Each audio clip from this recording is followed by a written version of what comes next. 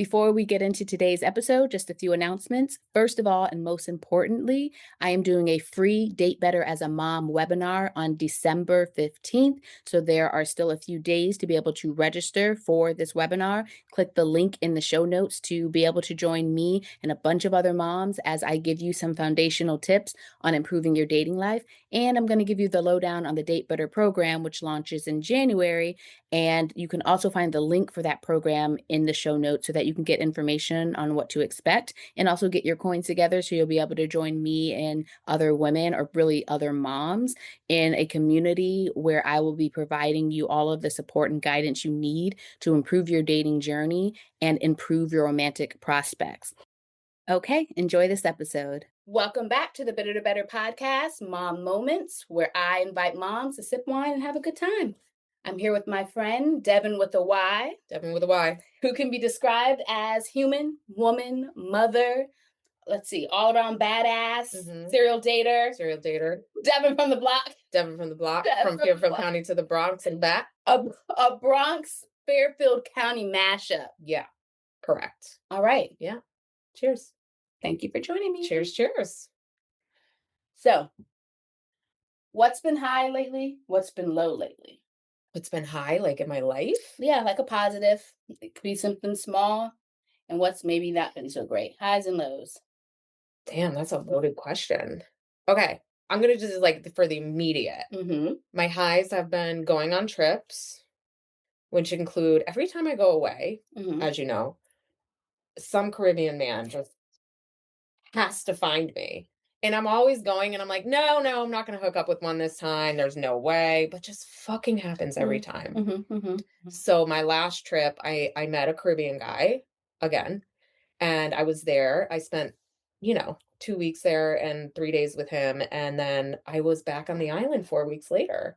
Okay. So I just got back about 4 days ago. Okay. Went and stayed with him.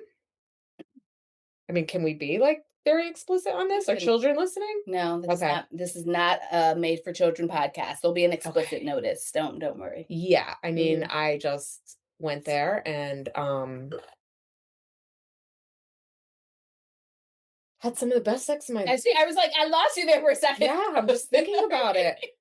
Like literally, I've never had so much sex. For you. I love this for you. It was like I got there and it was like, I mean, first of all, he's 5'8" and he's like two like very small frame skinny. I actually showed him. I spent a weekend with my friends, my high school friends. So we fucking bust each other's chops off. Right. So I'm like, yeah, I met this guy and I send him a photo with his shirt off. Like, I'm like, and he's got locks. And I'm like, isn't he sexy? Because he's really small framed and 5'8". And my friend was just like, he looks like he's in need of some Meals on Wheels. No. I was like, listen, bitch, you know what they say? It's always the little ones. It's always those little mofos that got the big thing to make it up, and they know what they're doing. Because you had a good time. Girl, I had the best time of my life. I love Nothing but being on the boat, sailing with my new Caribbean lover, and some great sex, great drinking, great dancing, great fun. So do you have intentions of going back? Yes. Right. Already booked. Oh, ooh, for when? February 4th. Yeah. I might go for New Year's too. News to me. Hot off the presses. Hot off the presses. Okay. Yeah. All right. Yeah, it's happening. Okay. Yeah. So another adventure. Indeed. Correct. That's definitely a dating adventure. I described you as a serial dater. So meaning you've been doing lots of dating. Correct. I have been technically single for 2 years, and something about when I turned 40. So I turned 40. I got divorced and left my ex-husband, my second ex-husband, by the way, we'll get to that. Second ex-husband, and I turned 40. And I swear, like when I turned 40, I felt like someone sprinkled some magical dust on me. And I swear, like all the guys were coming at me, and it was just this different aura. And my sex drive is just totally different. And I've just been thoughting and trotting for about 2 years. And it's amazing. Yeah, like everybody was so worried that, because I used to be the type of woman that always had to have a man, always had to have a relationship, like couldn't be alone.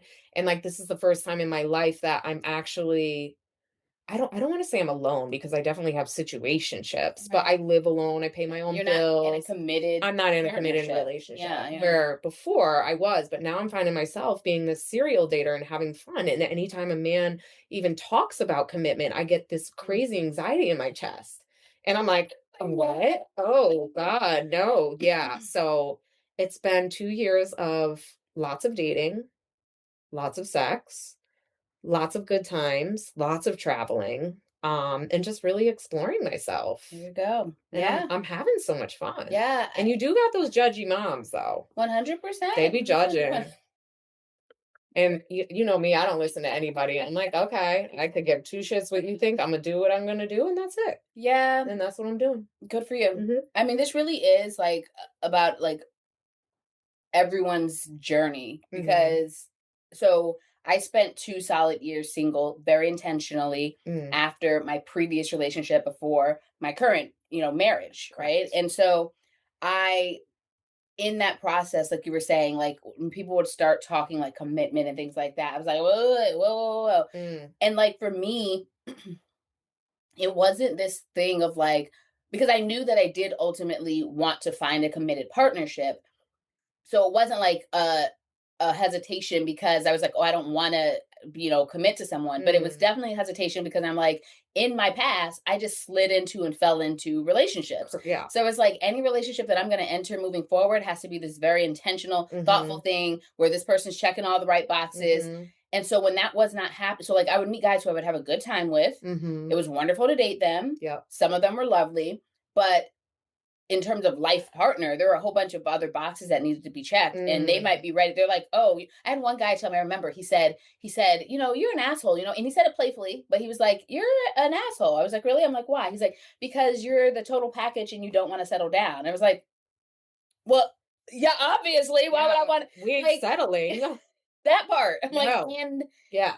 like you're fun to hang out with, but not my life partner material, and so I was very intentional, agreed of like I was like, Hmm. don't we're gonna have here for a good time, not a long time. Not You a know, I long always say time. that here for a good Ooh. time, not a long time. Who is Ooh. Mr. Here for a good time, not a long time versus who are the guys who have real like life partnership potential. Mm. They're different. They're very different, and I'm So still trying to figure that out. as you should, and that's why you date. Yeah. Yeah, I'm That's why you date. dating, and yeah, I don't know what that partner looks like, and eventually, yeah, I'd like to get there, but it's not my top priority, so I'm just feeling them all out. And most of them don't work anyway, so it's all good, but That's what it yeah, is. but in the meantime, we're gonna have a little fun. Yes, Yeah. Have a good time. intentional dating, yeah. I Yes, I yes. I don't know when I'm gonna get there. I It's mean, been you a long you time. get there if you want to get like again, everyone's individual journey. Some Mhm. people are out to be partnered, some people are out to be married, some people are out to be in a committed relationship and not be married. Some Mhm. people are out to have friends with benefits and to or to continuously casually date. The point is like it needs to work for you. So back to like that sense of like meeting some judgy moms or just judgy people in general. It's like, Mhm. well, you know, not your thing then. Good thing you're not living my life, Yeah. you know? You ain't paying my bills. That part. You don't pay my bills, so until you pay my bills, your opinion really doesn't count. Yeah. As long as I always look at it, as long as my kids are good, they're healthy, they're well taken care of, have a roof over their head, and they know they're loved, they're okay, then I could do whatever I want. Yeah. As long as it's not affecting them in a negative manner, we're all good. Yeah. So, yeah. Good for you. I'm glad to hear this because I would say like if we go back a year or so, I remember having some of these conversations with you Mhm. about like you don't have to be looking at like, oh, could we be something like the guy? Could we, is he Yeah. is, should we um is there commitment potential, stuff like that. I was like, Devon, casually Mhm. date, Mhm. which means dating multiple people at once. And I always say that I'm not saying having a relationship Yeah. with multiple people at once, which is totally fine too if both people involved or all people involved are cool with that. That is polyamory. That's ethical non-monogamy and all of that. But I'm talking about if people have the intention of being monogamous, the idea is that you casually date, which means you romantically interview, Mhm. you try things with different people to sort out who it makes sense for you to continue to give your time and energy to Mm, and who not to. And those people should be doing the same thing with you.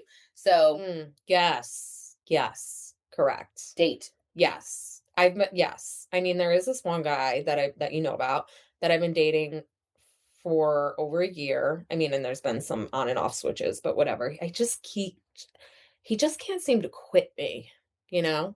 And at me as well. It's almost like that cat and mouse game, but I'm pretty much over it now. But anyway, he's very like wants to date me, very like we've been seeing each other for over a year, thinks that I'm his girlfriend. I'm like, no, we're not. That's not an assumed thing. We've had Right. that conversation. I'm like, I'm not your girlfriend. You cannot assume. We've never had that conversation. It's never been an agreement to me. If it's exclusivity conversation Yeah. or committed relationship conversation. That conversation Mhm. never happened. And he tried to tell me, "Well, you're the only one I've been with this whole time." And I didn't respond because I'm not gonna sit there and lie to his face because if he only knew what I was up to the whole Right. time we've been Right. dating, he'd probably hate women for the rest of their life. But I mean, let's be real, I've been dating and seeing him. And I really did like this guy. You know, checked a lot of boxes. I still like him. I think he's a good person, but his goals don't align with my goals. And his priorities are get a house, be there for my daughter, which is great, my family, and he has a job like, you know, working away or whatever. And I just feel like even though those are his priorities, I'm still the last priority on that list. Yeah. Yeah. So for me, it's like, okay, great, you want to get this home and you want to be there for your daughter and in your family, but I should be more a part of your life right now, and Right. I'm not. Yeah. And he's basically saying, "Well, these are my goals." And I said, "Okay, that's great that these are your goals. I get it. But I want a man that loves me, makes me feel desired, makes me feel safe." I was like, "I'm not just trying to see you when it works for your schedule. No, it Yeah. needs to work for mine too." Where Yeah. he'll ask me to do something and I'm like, "I'll move mountains for him. I'll get my mom or my ex to watch the kids and cancel appointments and make rearrangements." But if I ask him to do something, Right. it's just a hard no. Yeah. And I'm like, "No, it doesn't work that way." So I told him, he said, "Okay, so do you want to stop communicating?" This was recently. I said, "Yes, that's the only way I can move forward and open up the space for someone else to come in to show up for me like I show up for them." Right. And he replied, "Do you know how bad this hurts?" And to me, I'm like, if this is how you love and you really think I'm your girl, I really don't want it. Yeah. You know what I mean? Yeah. Yeah. So, and I said, that's great. Those are your goals and I respect them, but I have different goals and I need to respect them too. So Yeah. my goals aren't aligning, Yeah, what you you're know? talking about is like a lack of reciprocity. It needs to be Yeah, mutually beneficial to both of you. exactly. And the truth of the matter is, yeah, all of his priorities are understandably appropriate. The reality is, though, he may not be in a place to commit to someone. And Mhm. that's that too, which is to say, like, okay, getting a house, being there for your daughter, all those things are your priorities, as they Mhm. should be. Mhm. But also, Yeah. if you're going to choose to commit with someone or want to be in some sort of relationship with someone, you also have to find space and time for Yeah. that to happen. And if you can't, then it may not be the time for you, meaning him, Yeah. to try to partner with somebody Mhm. because they are going to expect your time and energy and for you to fit that in a mutually beneficial way. Yeah. So yeah, he can want something and not be in the place where he can bring that into his life in an Mhm. appropriate way. Yeah. So, And I think he's just having a hard like, time accepting that because he wants his cake and eat it too. And it's like, I'm not just gonna sit around and wait for you to reach your goals and then you're gonna be with me. I'm 41 years old. I mean, I feel like I'm on my not my last leg, but I'm in my prime right now. And I'm yeah, like, I've been married twice. I have 2 kids. Like I've done all of that. So like if I choose to be with somebody in my next adventure, it's gonna be a good choice. yeah. And I'm not rushing it because I've had all that. You know, I'm Mhm. like, I've done all that. I've done the marriage, I've done the kids. I have it. I'm successful in my career. I own my own home. Like, I don't need anybody. I just want a partner to share my time with, Yeah, you yeah. know? And I don't know what that looks like all the time because I seem to met it's like all the poor guys are like the best guys, right? Mhm. And then you met these like guys that have their shit together and then they end up just being a bunch of weirdos. And like this Mhm. is what I'm experiencing so far in my dating life. Right. So it's kind of like, do you date someone because you just have some like serious love for them and they don't have much to offer you outside of love, but maybe you could grow with them and they Right. have potential, but should I fall in love with potential?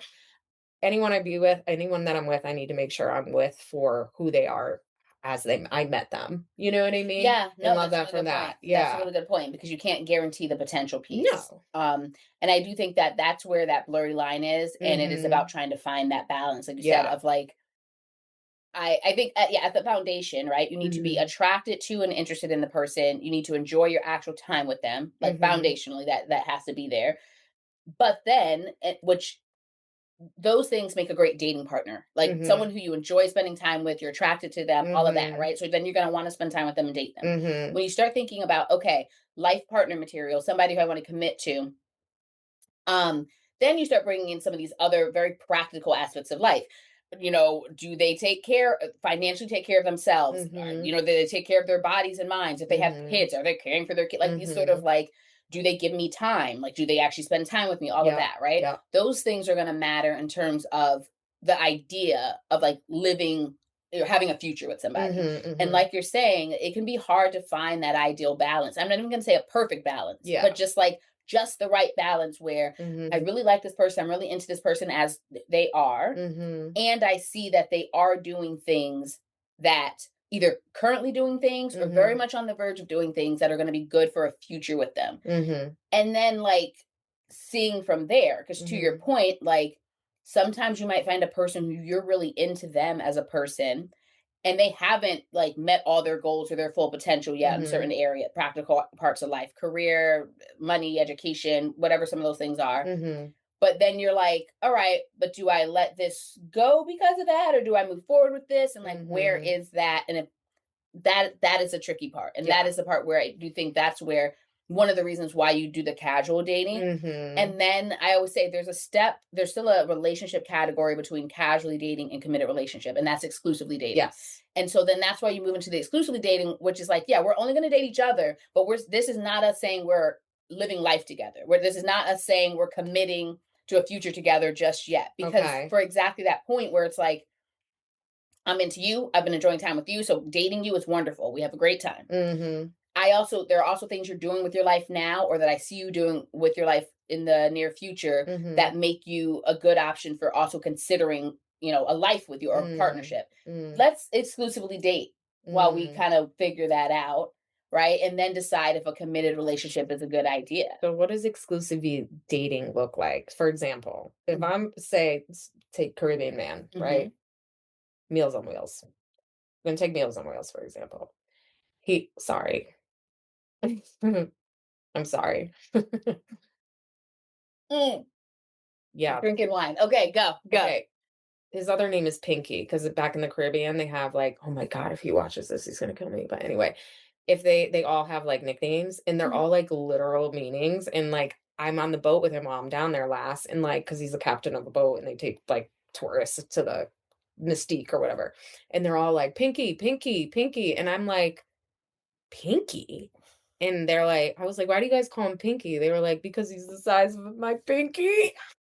Oh, I Pinky. think he's so cute. Anyway, say I commit to him. Or no, I commit to exclusively dating. Mhm. Say I'm home and I'm like in the bar or outside Mhm. and on a dating app and someone, I mean maybe I'm not on the dating app, but I get a message or whatever. Someone approaches me. Mhm. Hey, are you single?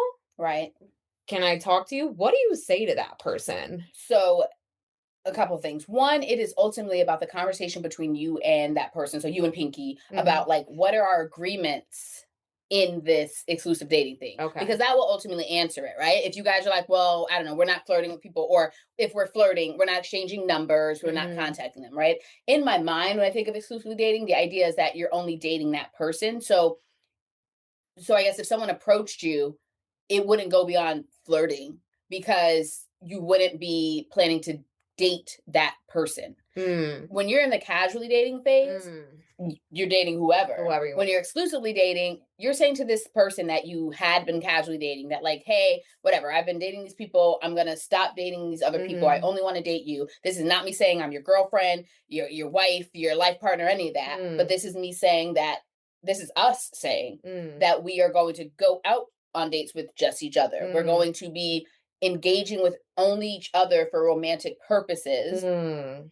and we can move from there to decide if we want to take this thing to a commitment or if we want to go back to our casual dating ways, Mhm, or mhm. break this thing off completely. Okay. So, like, in terms of what you would say to this guy who approaches you, it's really based on the agreements that you and the person you're exclusively dating make. Mm. So, if you guys in that exclusively dating conversation Mhm, say like, "Hey, we're in different countries, mhm. and so when we're away, it's we do what we want to Mm. do," then that's fine. It's Yeah. all about the agreement between the two people. Back to my Okay. whole thing about like non-monogamy. There's nothing Mhm. wrong with non-monogamy if everybody involved agrees that Agrees that's to what you're it. doing. Yeah, yeah, It's the agreements. yeah, So, yeah. I mean, ideally, it would be nice to have, like, a Caribbean person and then a domestic and a person, stateside person. Like, right? well, yeah, those are I the mean, conversations you'd want to have. I know, and you know what? Like, I've never been, like, a non-monogamous person, and I've had, like my ex-husband tried to push that on me, and I was never about it, but now, like, that I've been in this dating world and I've done it all and I've had the family, I feel like I see a little more gray than everything always black and white. Mhm. However, that problem with that I have with it is this natural thing called jealousy, right? Mhm.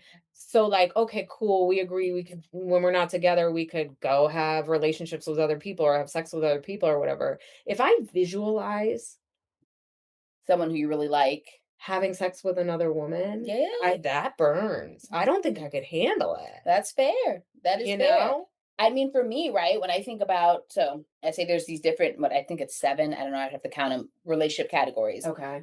Every person on this earth we have some sort of relationship with. For most people, it's a stranger. Like there's what 7 billion people on earth. Most people to us are a stranger. But the first Mm, category is stranger. mm, Then we would say acquaintance. So that's like mm, a friend of a friend or a coworker or something like that. mhm. Then we'd say platonic friend. So that's any of your friendships, male or female, whatever, where there's no romantic involvement. Okay. Then we would say friends with benefits. So there's some Mm, sort of romantic involvement, but there's not a commitment, and there's not even dating for potential necessarily. mm, Because next would be casually dating, people who you're mm, actually like going out with and trying to get to know to see if mm. maybe there's something. Okay. Then we have exclusively dating. Then we have committed relationships. So I guess there's seven, right? Okay.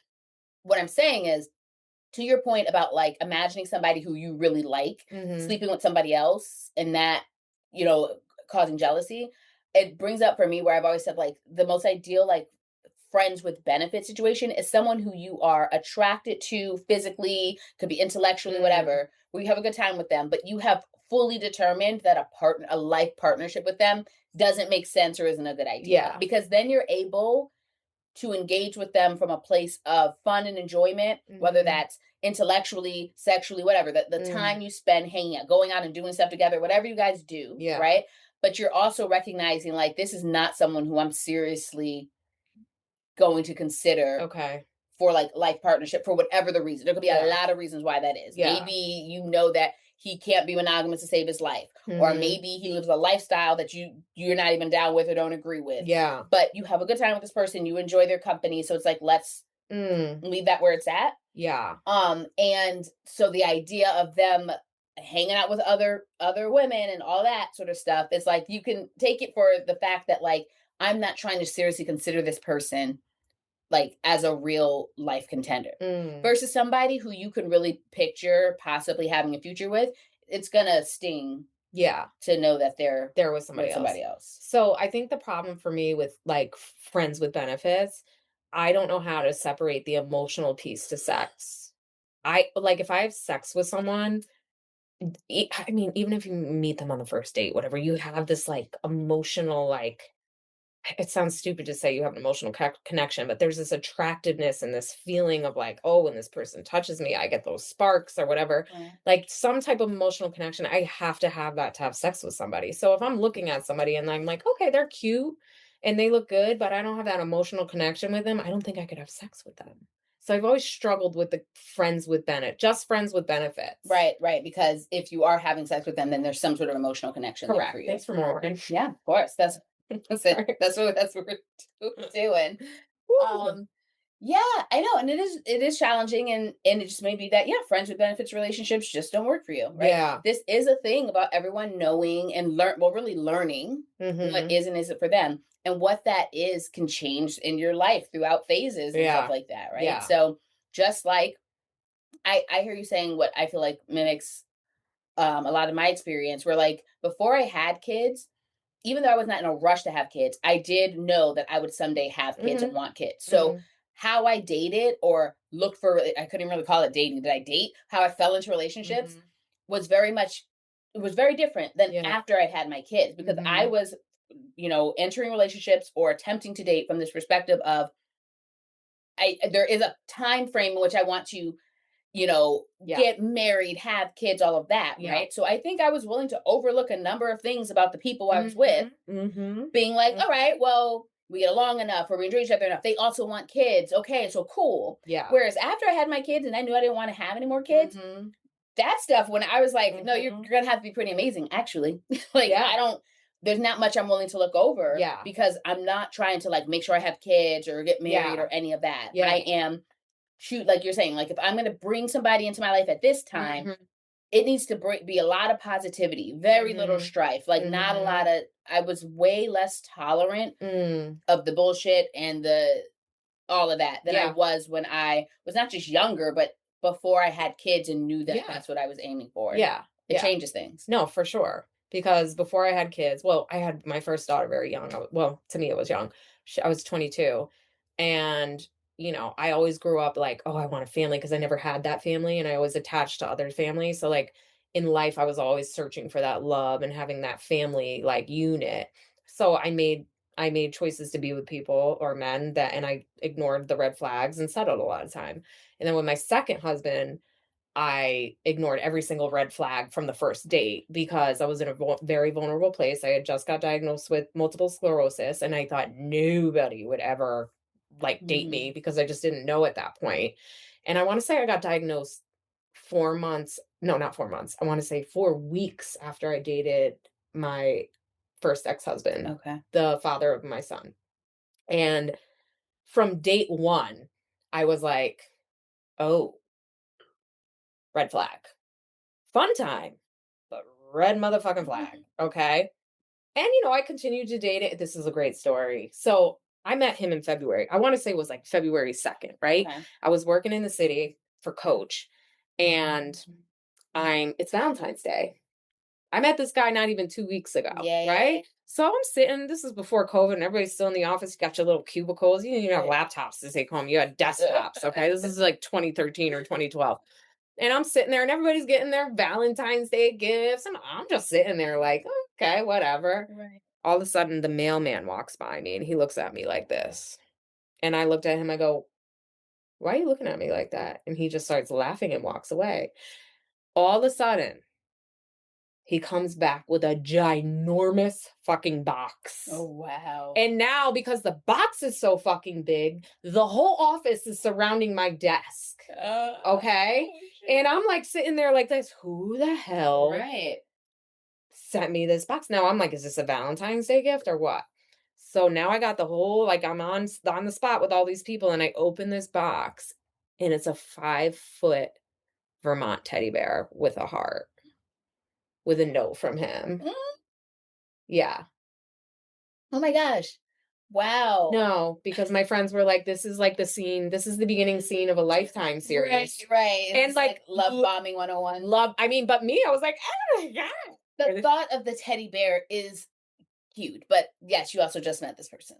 I just met him and he sent me something else. Maybe it was some lingerie in there, I believe, and like some chocolates. Okay. Yeah. Okay. One, sir, Yeah. sir. Yeah. Okay. Do you know how much those 5 foot Vermont teddy bears cost? I mean, it was over the top, like it was like red flag everywhere. But Yeah. for me, because I was like, oh, this is week 2, right? So then I'm like, so I'll never forget. Like, I'm like, how am I going to bring this home? So I left it in the office because I'm Mhm. like, what am I going to do for Yeah. like 2 weeks or whatever? I want to say a week later, I found out that he had a wife. He told me, "Hey, my ex, well, I have an ex, or no, I have a wife. We're not living together, but she came to therapy today and we decided we're going to try and work it out." This is what he told me. Gosh, I don't know this You don't know any of this story. shit. Yeah. So I was like, is he serious? You just sent me a 5.5 foot Vermont teddy Yes. bear for Valentine's Day, and now you're going to try to work it out about with the wife that I didn't even know about, first of all. So he tries to explain it. So I tell everybody at work, right? So it's like the beginning of a Lifetime movie, and we cut the teddy bear's head off, and I we write a note, "Here, please give this to your wife, shove it back in the box, and we mail it to his house." Swear to God. Yeah, true story. I actually have a post on Facebook that my friend posted, my coworker, and he was like, "It's me with the bear," and it says beginning of a Lifetime movie. I could show it to you, swear to Wow. God. Yeah. And so We're I am curious what he did. I mean, because this person ended up becoming your husband. I'm just yeah, curious what yeah. happened with the like. So he got the He package, got the package, and what did he and like? he freaked out and threw it in the garbage can, and he went and brought it to the dumpster at the CVS down the street before his ex-wife saw that, or his wife saw it. That's crazy. Yeah. So, yeah, that was, one of the red flags. Hmm. And then, so the other red flag was I could tell he was, like, a bit sexual, and a bit. Anyway, um and he kinda, like it was almost like he was grooming me and, like, slowly bringing into, like, "Yeah, like, I've had threesomes before," and I'm like, "Okay," Right. and he kinda, like, said, "Would you, like, be into it?" And whenever a guy asks me if I would have a threesome, I always throw it back at them. I'm like, "Only if you let me have a threesome with a The guy guy. first." And 99.9 of the percent of the time, they're like, "Oh, no, he would never do that." I go, "Yeah, then I would never watch you screw a girl right in front of my face." But him, it was a little different. He's like, "Okay." I'm You're like, like, whoa. "Oh, Okay. that's different." All right. I was like, "Oh, Plot oh, twist. what? Plot twist, here we go. Okay, Mhm. he's down with me." I was like, "Is he gonna have sex with the guy? Is he not gonna have sex?" I'm like, well, "How does this work?" Anyway, kept hinting that stuff, and finally, I realized that he was, I would say, a bit of a sex addict. There was key things that were very off. Like he said, "Yeah, me and my wife used to swing. Would you want to go?" I was like, "Never will I ever do any of this shit, right? Ever." So I literally cut it off. Right. Okay. I went back to Brooklyn. He was living in Staten Island. I went back to Brooklyn. I told my brother, I'm like, no, I cannot, no. And he kept calling me and wouldn't give it up. And I'm 28 at this time. I'm still young, living in the city with a kid. I'm a single mom. She's 5 years old, and keeps calling me, and I'm just like, okay. And he, at one point, he goes, "Do you think you could meet me halfway when it came to the threesomes and sex stuff?" And I looked at my brother and I go, "Meet you What halfway? does that look like? What does that look like? Like having a threesome with a little person? Like what the fuck? Well, What what's did he halfway I look need like?" to know. What did he tell Yeah. you? What's He halfway? never really explained it. He was like, maybe like having sex in public or something, like in the park. And I'm like, yo, this is some Got it. crazy He's shit. like, "Will you do something that's kinda sexually edgy with me?" Pretty much Yes. to like Yes, there was some impulsivity. No, man, I don't know this guy from a ham sandwich. I've probably known him for a month and a half at this point. Anyway, I cut him off completely. I'm moving on with my life. I'm trying to date in New York City, which is awful, just goddamn awful, with a kid at that. And so, when I had met him, though I want to say a week after I'd met him, my legs started like having a numbness to them. And and at this point in my life, I'm like, I want a husband, I want like a family, like that's all I really wanted, right. And like, yes, I had my job and I was always focused to make sure because I needed to make sure that I could take care of my kid, right? So I was always very diligent about that. But I wanted that so bad, right? So I'll never forget, my legs started going numb and it just got worse and worse. So I was like, let me go to the doctor. So I Yeah. went to orthopedic doctor and he was like, okay, it sounds like a pinched nerve or something. So I'm doing chiropractor, I'm doing everything. And like after a few weeks, I tell the doctor, I'm like, it's not getting better. He's like, can you like feel your toes? I'm like, I can't. It feels like I'm walking with cement blocks, Mhm. right? So he tells me, he's like, all right, okay, let's do an MRI. Let's see what's going on. I'm like, all right. So I go to the MRI and I said, 'cause I was like, you need to tell me the results. Cause at this point I'm freaking out because my mom has multiple sclerosis, right? So I'm like trying to, so I go do my MRI. He's like, listen, I'm gonna call you right away. I'm gonna have the MRI tech, X-ray tech, whatever they are, call me with the results and I'm gonna call you because he knew I was panicked. So I go in, mind you, I'm not talking to my ex-husband at this point at all. Not my ex-husband at the time, but Right. And so he calls me after my MRI and he goes, it looks, I can't officially diagnose you because I'm an orthopedic doctor, but it looks like it's multiple sclerosis. So here I am. in the city by myself. My daughter's in Midtown that I got to go pick up still from school, right? And I was just immediate. Yeah. I'm going to be in a wheelchair for the rest of my life. I'm not going to be able to walk. Like I was like, I'm going to just jump in front of the 4 train. Yeah. So I like had a breakdown and I called my dad and I said, and my dad lived in Connecticut. My dad's like an old school Russian, like crazy person. So, but such a good guy, like will always have your back. So I call him and I'm crying and he goes, I go, I still got to go pick up Maya, blah, blah, blah. He goes, this is what you're going to do. Where are you? And I told him, he goes, you're going to go here.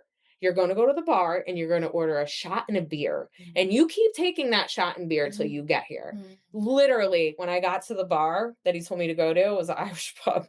I take a picture of a shot and a beer and I posted it on Facebook. So every year the memory comes up and it's the shot and the beer.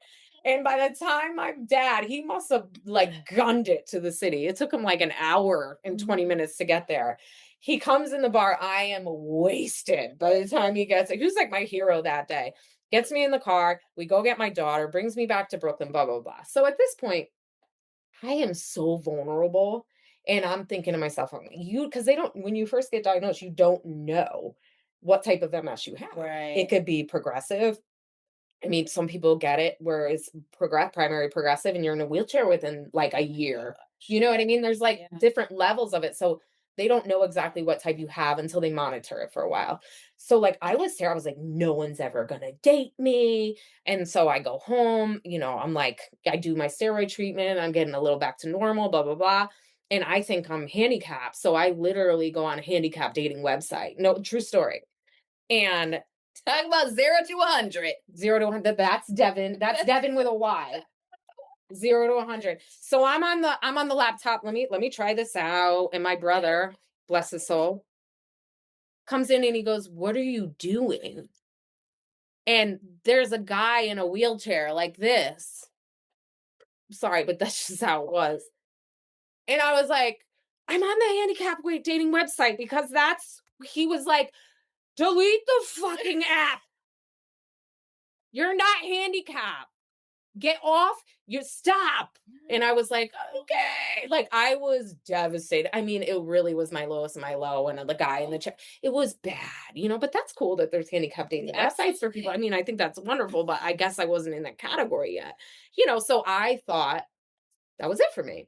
So, I still have, sex addict calling me every other day. And I haven't answered his text, but they would still. He was. Okay, so he was constantly contacting you. Oh, pursuing me, never. I mean, and I don't even know if there was a block. Right, At option that back time. then, Yeah. yeah. I mean, we were talking 2012, Yeah, yeah. 2013. So anyway, um, I decide I'm in my depressed moment. I decide, okay, I go, okay, enough. I go, I'm really stressed out right now. And I don't need anything else to stress me out. And he was like, well, please let me come talk to you. So my vulnerable ass decides, okay, let him come. And he comes right over. And I'm like, I'm just gonna tell him I have MS and he's gonna leave me the fuck alone, Right. right? So I get in his car, he comes down, pulls up to my building, get in his car, and I was like, yeah, I was diagnosed with multiple sclerosis. And he looks at me and goes, I don't care. I will carry you on my back for the rest of my life if I have to. And I was just like, oh, he loves me. I mean, That's it. 28-year-old single mom Yeah. diagnosed with MS, trying to figure out how the fuck she's gonna make life work, and somebody tells you that. Yeah. Yeah. Yeah. Yeah. I was like, okay, I could deal with the red flags. I can make them better. And that's what I did. And then he proposed to me. He showed up at my door. I think we got in a fight. He showed up at my door with a ring and like got on one knee and like proposed to me maybe 6 months after knowing each other. Wow. Yeah. Talk about red fucking flags. Yeah, yeah, they were everywhere. So yeah, I got married and had a kid and we moved back to Connecticut. The rest is history, married and had a great time and not no we didn't have a great time. There was a lot of things that happened. It was a very rocky marriage, but we did have my beautiful son who I love. And yeah, that came to a halting end. And the reason it came to a halting end was because of all the red flags that I ignored. They all eventually caught up and happened and I had to leave. Yeah. Yeah, I escaped the island. Yeah. Escape the island. That's another story. We could talk about that. It's one for the books. Yeah, so yeah, give some backstory on So, the island, the what we're island talking escape? about. Yeah, yeah. Okay. What take us back? What island? Why are we on the island? How yeah. You ready for this? Uh, Okay. All right. We're married. It's 2020, COVID, right? Yeah, 2020 and COVID. So, as you know, he was born and raised in a West Indian Caribbean country, St. Vincent and the Grenadines.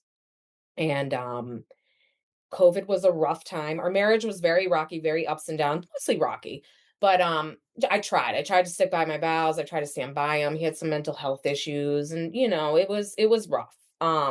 So anyway, our marriage was so rocky at this point that he wanted to go live the life in the islands, and we're gonna have this great life, and we're not gonna have to work as hard and blah blah blah. But I always said, like, yeah, but you still need to make money while you're there, and there's no way to really make money while you're there. Anyway, it was at the point in 2020, it was just a whirlwind. Nobody knew what was happening. Like, is the world ending? Is it not ending? Should I be in America? Like, there's so much right. political stuff going on, whatever. So he said, let's go to Beckway. So now I could work remotely, right? At this point.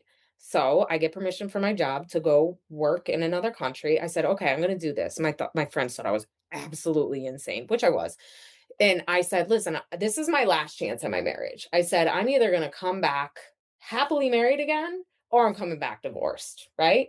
So I rent my house out to, thank God, people I know, her and her family. I rented out for, I said, let's do a 6 month deal. I'm committing to living there for 6 months. Right. Right. So we get there. And my brother comes with me. Thank God he decides to come with us for the first month. Okay. So we get there and we're having the time of our lives for two Right. weeks, right? Like 2 weeks, So you went there when so this is 2020. What month like October 2020. okay, It was okay. October 3rd, 2020 Okay. is when we left. So my daughter, we took the kids, my daughter was online school. That's why we were able to do it too. And then my son had just turned 5. He was a late Yeah, birthday. we So have kids same age. So yeah, it was yeah, remote kindergarten. yeah, it was remote kindergarten, so I'm like, "I'm gonna wait a year because he's a young 5 anyway, and Right. I'll put him back in school and when we come back, or if we decide to live in the Caribbean, he can start that, right?" So we go, having a great time, great 2 weeks, like, just wonderful time, and I remember something felt off, and something had felt off for a long time, hence why I made the irrational decision to go try living in the Caribbean, right? So anyway, we decide to go to the beach one day, and I worked the first 2 weeks down there remotely, and then everybody in my company had to take a furlough, right? So that means you get laid off for like 3 weeks, but you're guaranteed your job back to like help with the loss of the company. Okay. So my after 2 weeks, it was a Friday, my furlough was starting. So I'm working from the beach and my laptop at the restaurant, blah, blah, blah, blah. And there's a swim up bar. So I close my laptop. It's like 1 o'clock on a Friday because summer Friday or whatever, Fridays, we just get off at 1. So I close my laptop, done. I look at my brother. I'm like, hey, you want to go swim out to the swim up bar? He's like, yeah, let's go. So I look at my ex husband and I tell him, hey, we're going to go out to the swim up bar. And he was like, you mind if I come? I'm like, no, we just need somebody to watch Des. And, he grew up around there. So one of the ladies on the beach said, I'll keep an eye on him. And you could see the beach from the swim up bar, but it's a Right. pretty good swim. I'm not going to lie. So we go out to the swim up bar. I'm struggling halfway there. They try to send a dinghy for me. And I grew up on the water and I'm like, no, I'm going to make it. I'll do the backstroke, make it to the swim up bar. So me and my brother get to the swim up bar and I see my ex husband go up to the bar and take a shot. Now, mind you, he's not a big drinker. He actually went through AA a bunch. So I would only see him drink a glass of wine or a beer once in a while. He went many years without drinking. And I look at my brother and I'm like, oh, that's not good. Mm, That's not good. mm. So anyway, I'm like, okay, let me not be controlling life and like let's get in the water. So we start swimming around and we're chasing a turtle or whatever. And there's this girl in the water and she starts talking to us and she was with one of her friends, was a guy, gay guys. They were just friends, platonic friendship, right? So they're talking. She's like, "Oh, where are you guys from?" And I was like, "No, we're from the States." And have you been here before? Yeah, I've been coming down here. My husband was born and raised down here. We're staying here. We have a house, blah, blah, blah, blah. That's my husband right there. Da, da, da, da. Whatever. Meet this girl, conversation, casual conversation, cool, blah, blah, blah. So now we've been out there for like an hour, hour and a half. And I tell the boys, my brother and my ex-husband, I'm like, okay, I'm gonna go back to shore to go relieve her of Des. Now, mind you, not only is it COVID, it's dengue fever, right? Mm. Dengue fever is the most deadly mosquito disease, Right. and it hadn't been on the island in 20 years. Ooh, So when so we it's got, gonna yeah, yeah, it's gonna wreck people when when they we yeah. got there, it really kills old people and young people. So when we got there, this in customs, there's a security guard being like, don't worry about COVID. You need to worry about dengue fever. And I'm looking like, what the fuck is dengue fever? And like all these like children and old people were really sick on the island from getting it's bitten by mosquitoes. Everybody needs to be in at dusk. And I'm like, what the fuck am I doing? I Yeah. went from one disease to True that another. oh my Right. god. So like they say, make sure you're in home at dusk. And they're spraying the island. It was really bad. So anyway, we all know this at this point. So I go back to get my son. And they said, "Okay, we'll be right behind you. We're gonna swim." Okay, fine. So I go and I'm in the water. I'm with my son. I'm with like people hanging out, right? And all of a sudden, I see my brother behind me swimming, and I look at him and I go, "Where is you know who? Right. My ex husband?" And he goes, "Oh, he said he's gonna be right behind me." Okay, we're sitting there now. Mind you, I'm on a very third world country island. I'm talking about the roads are like this. You drive on the left side of the road, like there's cliffs. Like one wrong move, you going down. Like Right. it's very different. It's another world, Yeah. right? So I'm sitting there and it's getting a little darker. Dust is coming. The Right. mosquitoes are coming. Yeah. And my brother's looking at me. He's like, this isn't good. I go, no, this isn't good. And he was like, I need to get you guys home. I'm like, how are you gonna get me home? We drove down in a 1965 Land Cruiser stick shift diesel. My brother's never driven on this other side of the road. I don't even know how to We tell you to stuck. We get this. stuck. We stuck, I'm though. not how I don't know how to do this. So my brother was like, "Oh, I'll get you home." Like he's like my hero. Him and my uncle are like they could do anything, right? So I'm like, "Okay, I'm going to trust in him." Right. Right? And it's an open back. Like Oh you my sit in the back of god. a truck and there's benches next to each Right. other, right? So I was like, "All right, let's give this a try." So as we're going to get in there, we take my son, and now it's dark at this point. So I see my ex-husband's backpack sitting on the beach near the like little beach bar. And I say to myself, okay, let me bring that, like let me grab it. Not thinking anything malicious at the time, just Right. let me grab his bag. So my brother, by the grace of God, gets us home. I I know. don't even know how, to be Oh my honest. I mean, it's gosh. very treacherous driving out there. I'm Yeah, telling you, I can yeah. show you videos. Anyway, so leave it to Beaver. He gets us home and he goes, I'm gonna go look for him. So he goes out and he goes back down and he's like, I can't find him anywhere, right? And now it's like getting like 8 o'clock at night at this point. So I'm like, okay. And I just had this gut feel like bad gut feeling. And I remember, oh, I had his backpack. And I'm like, his phone is in his backpack. And I'm not one to look through phones because I believe if I can't trust you, I don't need to be with you. Right. And I've been there, done that. Like I don't need my head spinning. So he says, I said to myself, I'm gonna look through his phone because he's an idiot. I know his password. He doesn't delete any text message, like email. And when I tell you, when I go through his phone, girl, Uh-oh. he was having an affair with babysitter. Oh. All right, that was part 1 of Mom Moments with Devon with a Y. Listen on Friday for part 2.